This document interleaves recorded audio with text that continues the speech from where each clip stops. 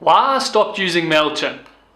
Now don't get me wrong, I really enjoy Mailchimp and they're a great platform for you to start your email marketing on because they give you a free platform when you have a certain number of subscribers, and this is great for new people starting a business online.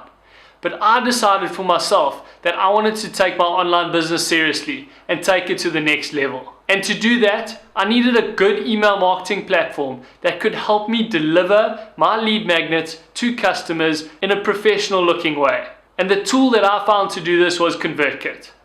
Mailchimp is great, and they have a really nice, simple, easy to use form that you can use on your website to start collecting emails.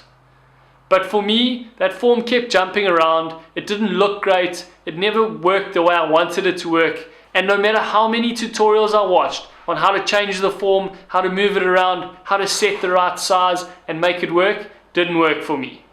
So I decided to take my business seriously and start using ConvertKit. I tested it out on their 14-day trial, which is really nice to check that the system works for you and that they can deliver lead magnets on time to my customers. After my 14-day trial, I was hugely satisfied with the service that I got from ConvertKit.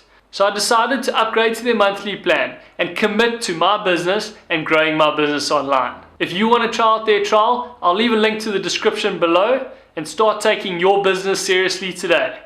If you're new here and you're busy starting YouTube and your online business, try out the ConvertKit trial and let me know how you find it in the comments below. Good luck starting your business, and remember, building your email list is the best thing that you can do for your future business.